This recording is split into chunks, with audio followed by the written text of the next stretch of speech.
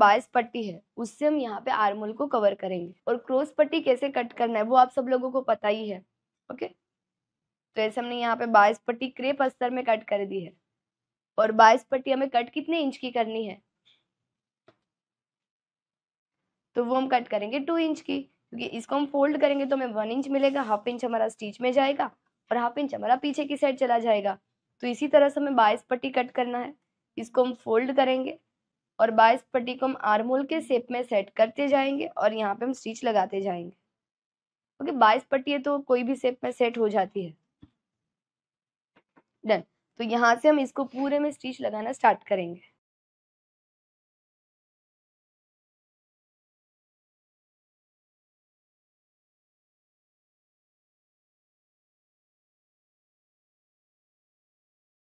तो इसी तरह से 22 पट्टी को देखो कि हम ये शेप में सेट करेंगे पहले। ओके, यहाँ पे वो परफेक्ट आनी चाहिए, यहाँ पे आगे थोड़ा सा लूज रहेगा वो चलेगा।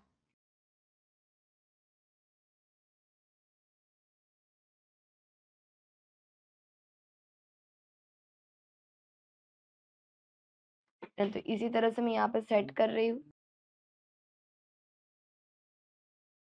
ओके, लेस को हम इस तरह से सेट करते सॉरी 22 पट्टी को हम इसी तरह से सेट करते जाएंगे और यहाँ पे हम स्टिच लगाते जाएंगे।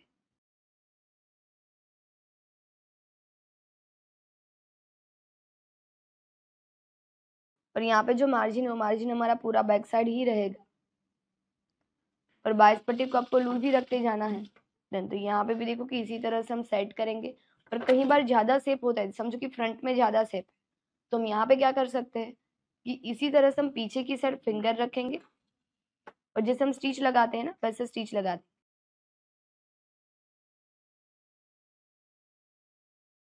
तो 22 पट्टी देखो थोड़ी सी शेप में सेट हो जाएगी कि पहले से देखो कि वो थोड़ा सा शेप आ जाएगा इसमें। और यहाँ पे अगर आपकी प्लीट्स भी आ रही है तो भी चलेगा, पर यहाँ पे बिल्कुल भी कम नहीं होना चाहिए।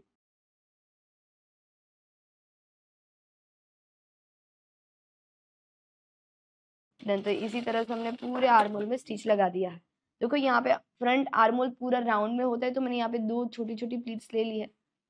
और पीछे की साइड से अब आपको चेक करना है कि आपने जो स्टिच लगाई वो परफेक्ट है कि नहीं। ओके, क्योंकि ए वाली स्टिच प्रॉपर होनी बहुत जरूरी है। तो यहाँ पे मैं एक काम करूंगी कि पहले प्रेस लगा देती हूँ, ताकि कई बार ऐसा होता है कि हम ए वाली स्टिच लगाते हैं तो ए वाला फैब्रिक स्टिच में आ जाता है।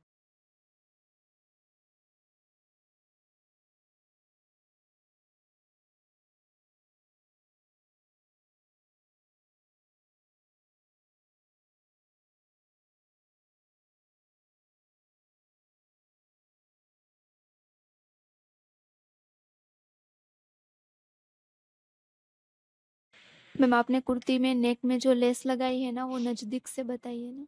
ओके, तो देखो कि वैसे यहाँ पे हम आर्म होल में प्रेस लगा ही रहे हैं तो आप ये वाली लेस को नजदीक से देख सकते हो।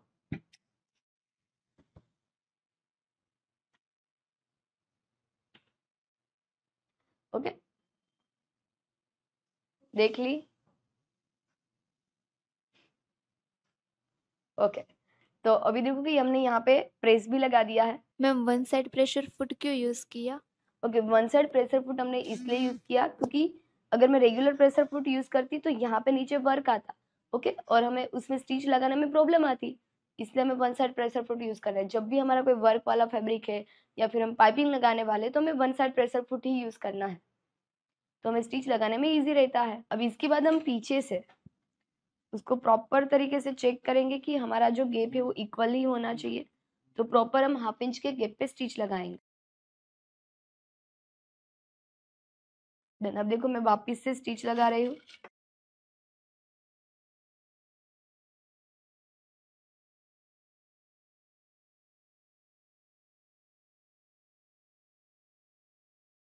देखो कि आपको ध्यान रखना है कि आपकी स्टिच एकदम प्रॉपर होनी चाहिए, थोड़ा सा भी हम आगे पीछे नहीं चलाएंगे। समझो कि स्टिच आपकी पहली बार थोड़ी सी ज्यादा लग गई तो उसको हम निकाल देंगे।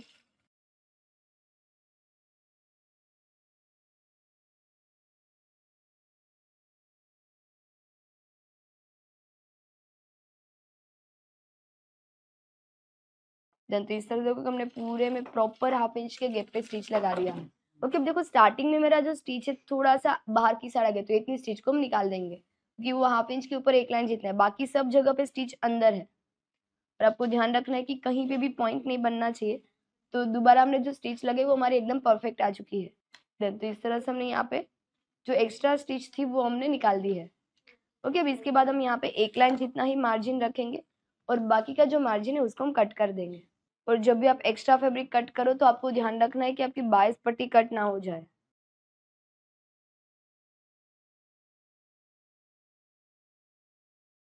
तो एक लाइन से हम थोड़ा सा ही ज्यादा फैब्रिक रखेंगे और बाकी का जितना भी फैब्रिक है उसको हम कट कर देंगे।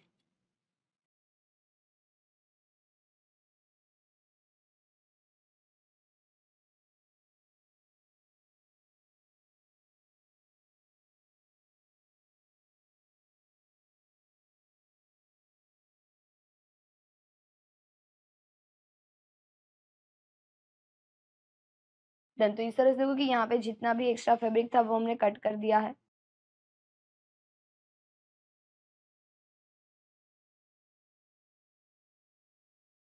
अब इसके बाद हम छोटे छोटे कट लगा देंगे।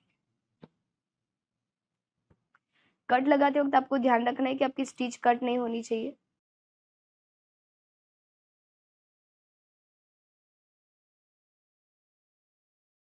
तो जहां पे भी दोनों साइड राउंड वाला शेप है उतने में हम कट लगाएंगे।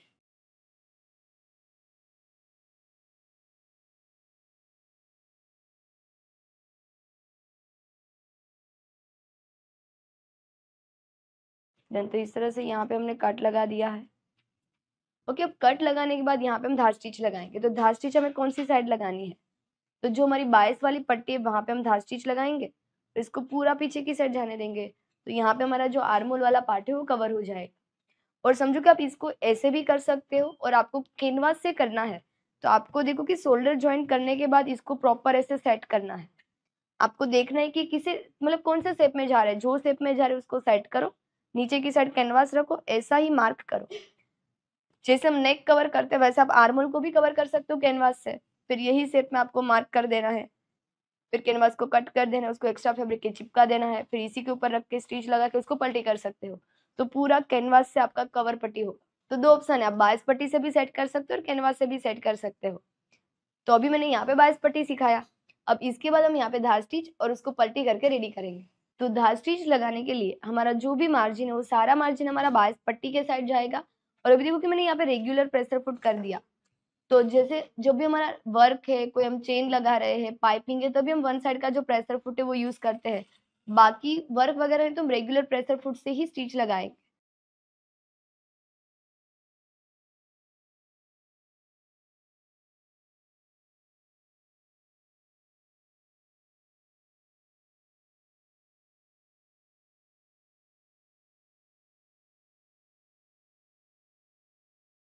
देन तो इसी तरह से देखो कि हमने यहाँ पे धार स्टिच लगा दिया है।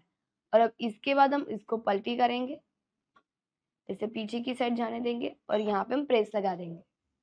देखो कि यहाँ पे राउंड वाला शेप, तो मैं इसी तरह से राउंड कुशन नीचे रखूंगी और उसके बाद प्रेस लगाऊंगी ताकि और कोई जगह पे हमारी प्रेस ना लगे।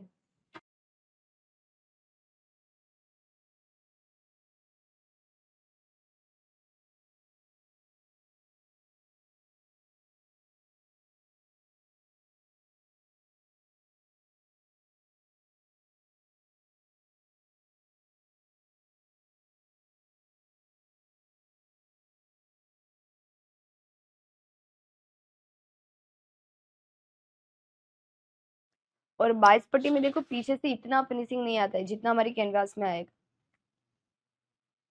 22 पट्टी में कहीं पे मार्जिन है वो कम ज्यादा रह जाता है इसलिए।